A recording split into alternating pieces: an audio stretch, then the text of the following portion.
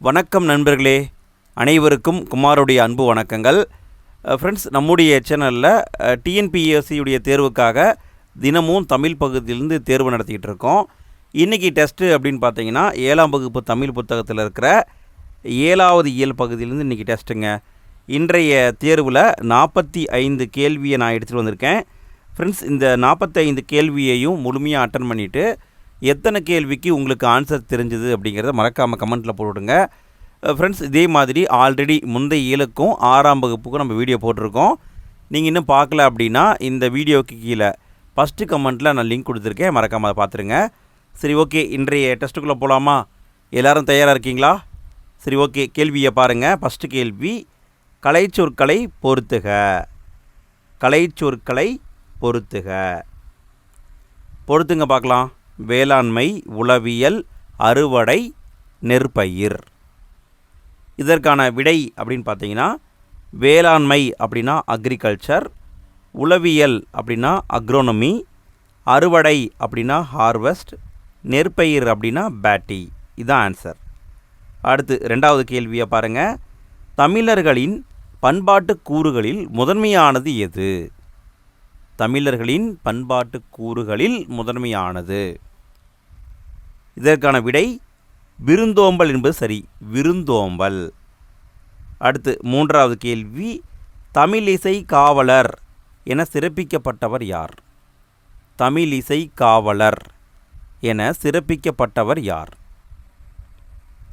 இதற்கான விடை டி.கே. சிதம்பரநாதர். சிதம்பரநாதர். அடுத்து 4வது கேள்வி, அகழ்வாரை தாங்கும் நிலம் போல என்று தொடங்கும் திருக்குறளில் வந்துள்ள அணி என்ன? இது ஒரு திருக்குறள். இந்த திருக்குறளில் என்ன அணி வந்திருக்குன்னு கேட்குறாங்க. விடையை பார்க்கலாங்களா? இதற்கான விடை உவமை அணி வந்துள்ளது. இந்த திருக்குறளில் உவமை அணி வந்துள்ளது. அடுத்து 5வது கேள்வி, நானும் என் தோழியும் எது போல இணைந்திருப்போம். இங்கே சரியான மரபு தொடர் எதுங்க? கண்டுபிடிங்க பார்க்கலாம். நானும் என் தோழியும் எப்படி இணைந்திருப்போம்? விடையை பார்க்கலாங்களா? விடை நகமும் சதையும் போல. நானும் என் தோழியும் நகமும் சதையும் போல இணைந்திருப்போம். அடுத்து 6வது கேள்வி, கடையெழு வள்ளல்களுள் ஒருவரான பாரியின் புதல்வியர் பாணர்களுக்கு புதுமையான உணவு அளித்த செய்தியை கூறும் நூல் எது? பாரிக்கு 2 பொண்ணு இருப்பாங்க. அவங்க பாணர்கள் அப்படிங்கிறவங்களுக்கு உணவு வழங்குவாங்க. அதை பற்றிய செய்தியை கூறும் நூல் என்ன? இதற்கான விடை பழமொழி 400. பழமொழி 400. அடுத்து 7வது கேள்வி, முன்றில் பொருள் தருக. முன்றில் என்றால் என்ன?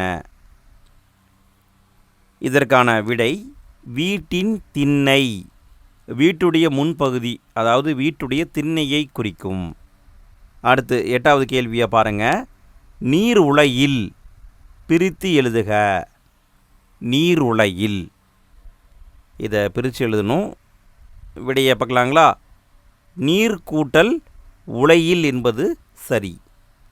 அடுத்து 9வது கேள்வி, ஒன்றாகு முன்றிலோ இல் என்ற பாடலை பாடியவர் யார்?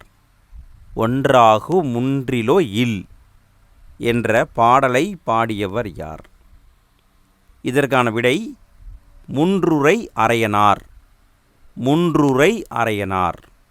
10வது கேள்வி, என் தாயார் என்னை எது போல காத்து வந்தார். இங்கே சரியான தொடர் என்ன வருங்க? என் தாயார் என்னை எது போல காத்து வந்தார். விடையை பார்க்கலாங்களா? கண்ணை இமை காப்பது போல காத்து வந்தார். என் தாயார் என்னை கண்ணை இமை காப்பது போல காத்து வந்தார். அடுத்து 11வது கேள்வி, முன்றுரை அரையனாரின் காலம் என்ன? முன்றுரை அரையனாரின் காலம் என்ன? இது குழப்பற மாதிரி இருக்குங்க. நன்றாக தெளிவாக பார்த்து கொள்ளுங்கள். கிபி 4ஆம் நூற்றாண்டு. 4ஆம் நூற்றாண்டு.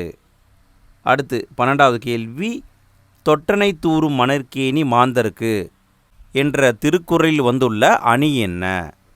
முன்னாடி நம்ம பார்த்தது அகழ்வாரை தாங்கும் நிலம் போல, அதில் ஓமை அணி வந்திருக்குன்னு பார்த்தோம். இதில் என்ன அணி வந்திருக்கு அப்படின்னு பார்த்தீங்கன்னா, எடுத்துக்காட்டு ஓமை அணி, எடுத்துக்காட்டு உவமை அணி. அடுத்து 13வது கேள்வி, ஒன்றாகு முன்றிலோ இல் என்ற பழமொழியின் பொருள் என்ன? இந்த பாட்டு பழமொழியில் இருக்கிற ஒரு பாட்டு. இதனுடைய பொருள் என்னன்னு கேட்குறாங்க. ஒன்றாகு முன்றிலோ இல். இதற்கான விடை, ஒன்றுமில்லாத வீடு எதுவும் இல்லை, ஒன்றுமில்லாத வீடு எதுவும் இல்லை. அடுத்து 14வது கேள்வி, மலை அருவி என்னும் நூலில் நாட்டுப்புற பாடல்களை தொகுத்தவர் யார்? நாட்டுப்புற பாடல்களை தொகுத்து மலை அருவி அப்படிங்கிற பேரில் ஒருத்தர் நூலாக வெளியிட்டிருக்காரு. அவர் யாருன்னு கேட்குறாங்க. விடை, கி.வா. ஜெகநாதன். மலை அருவி என்ற நூலின் ஆசிரியர் கி.வா. ஜெகநாதன். அடுத்து 15வது கேள்வி, பாண்டியர்களின் 2வது தலைநகரமாக விளங்கியது எது? பாண்டியர்களின் 2வது தலைநகரமாக விளங்கியது எது? இதற்கான விடை, திருநெல்வேலி. பாண்டியர்களின் 2வது தலைநகரம் திருநெல்வேலி. 16வது கேள்விங்க, டி.கே. சிதம்பரநாதர் செய்து வந்த தொழில் என்ன? டி.கே. சிதம்பரநாதர் செய்து வந்த தொழில் என்ன? இதை இப்போ நடந்த குரூப் 4 தேர்வில் கேட்டிருந்தாங்க. இதற்கான விடை, வழக்கறிஞர். டி.கே. சிதம்பரநாதர் என்பவர் வழக்கறிஞர். அடுத்து 17வது கேள்வி, முன்றுரை அறையினார் எந்த சமயத்தை சார்ந்தவர்? முன்றுரை அறையினார் எந்த சமயத்தை சார்ந்தவர்? இதற்கான விடை, சமண சமயத்தை சார்ந்தவர், சமண சமயம். 18வது கேள்வி, வேணுவனம் என்பதன் பொருள் என்ன? வேணுவனம் என்றால் என்ன? இதற்கான விடை, மூங்கில் காடு, மூங்கில் காடு. 19வது கேள்வி, அப்துல் கலாமின் புகழ் உலகமெங்கும் பரவியது. எப்படி பரவியது? விடையை பார்க்கலாங்களா? குன்றின் மேலிட்ட விளக்கு போல, குன்றின் மேலிட்ட விளக்கு போல. அடுத்து 20வது கேள்வி, தமது வீட்டில் வட்டத்தொட்டி என்னும் பெயரில் இலக்கிய கூட்டங்களை நடத்தி வந்தவர் யார்? அவருடைய வீட்டில் வட்டத்தொட்டிங்கிற பேரில் இலக்கிய கூட்டங்களை நடத்திட்டு வந்தார். அவர் டி.கே. சிதம்பரநாதர், டி.கே. சிதம்பரநாதர். அடுத்து 21வது கேள்வி பொறுத்துக.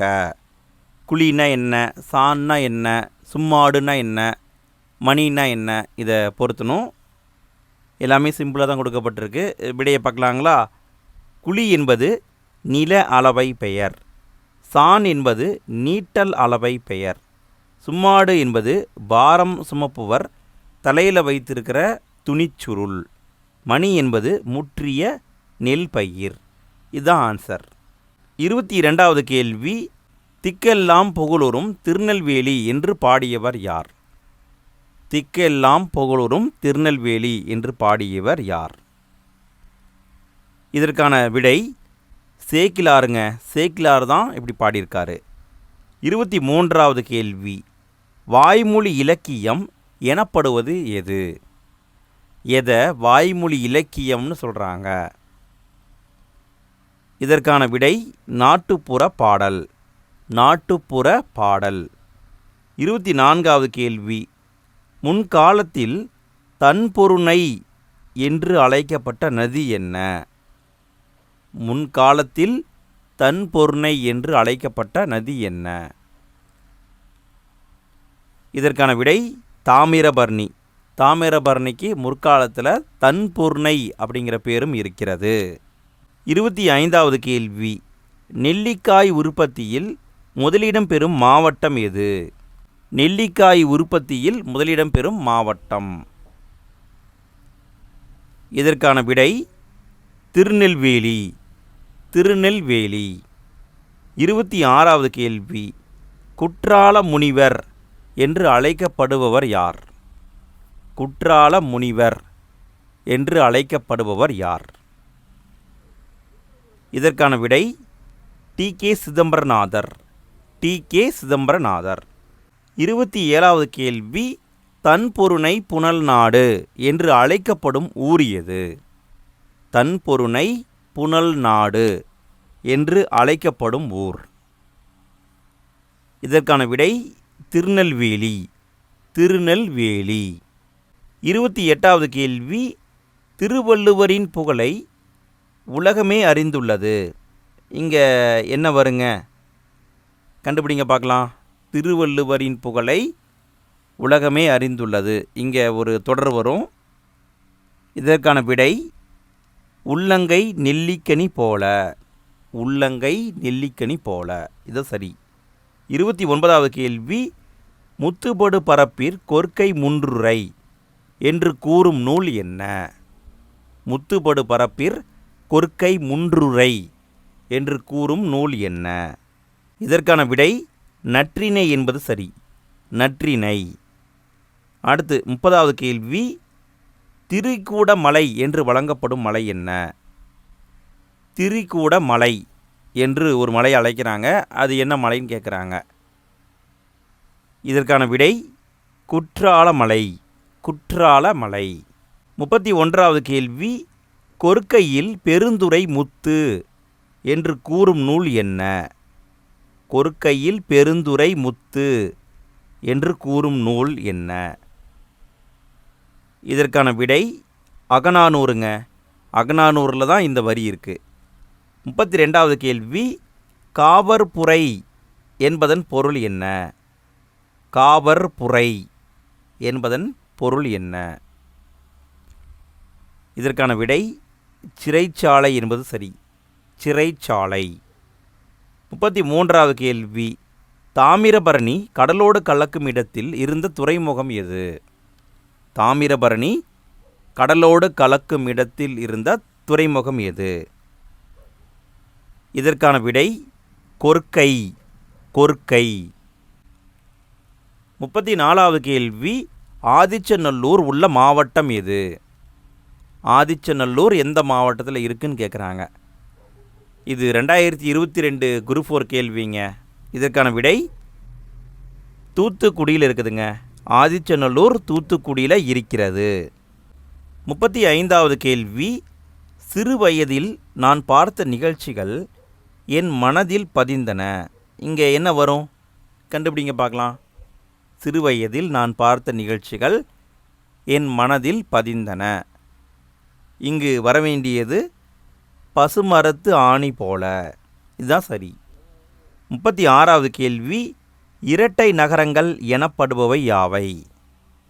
இரட்டை நகரங்கள் எனப்படுபவை யாவை? இதற்கான விடை திருநெல்வேலி, பாளையங்கோட்டை. இந்த ரெண்டும் இரட்டை நகரங்கள் என அழைக்கப்படும். திருநெல்வேலி, பாளையங்கோட்டை. 37வது கேள்வி, தென்னிந்தியாவின் ஆக்ஸ்போர்டு எனப்படும் நகரம் எது?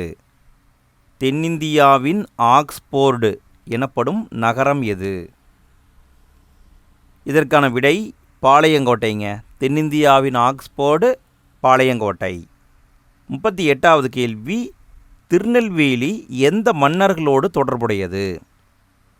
திருநெல்வேலி எந்த மன்னர்களோடு தொடர்புடையது? இதற்கான விடை பாண்டியர்கள். பாண்டியர்கள். அடுத்து 39வது கேள்வி, இளங்கோவடிகள் எந்த மலைக்கு முதன்மை கொடுத்து பாடினார்? இளங்கோவடிகள் எந்த மலைக்கு முதன்மை கொடுத்து பாடினார்? இதற்கான விடை பொதிகை மலை. பொதிகை மலை. 40வது கேள்வி, திருநெல்வேலி எந்த ஆற்றின் கரையில் அமைந்துள்ளது? திருநெல்வேலி எந்த ஆற்றின் கரையில் அமைந்துள்ளது? இதெல்லாம் பார்த்தீங்கன்னா சிம்பிள் கொஸ்டின் தான். தாமிரபரணி ஆற்றின் கரையில் அமைந்துள்ளது.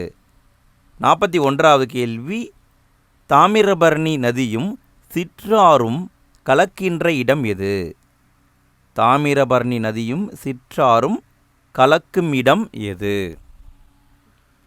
இதற்கான விடை சீவலப்பேரி என்று அழைக்கப்படுகிற முக்கூடல். சீவலப்பேரின்னு சொல்லுவாங்க, முக்கூடல்னு சொல்லுவாங்க.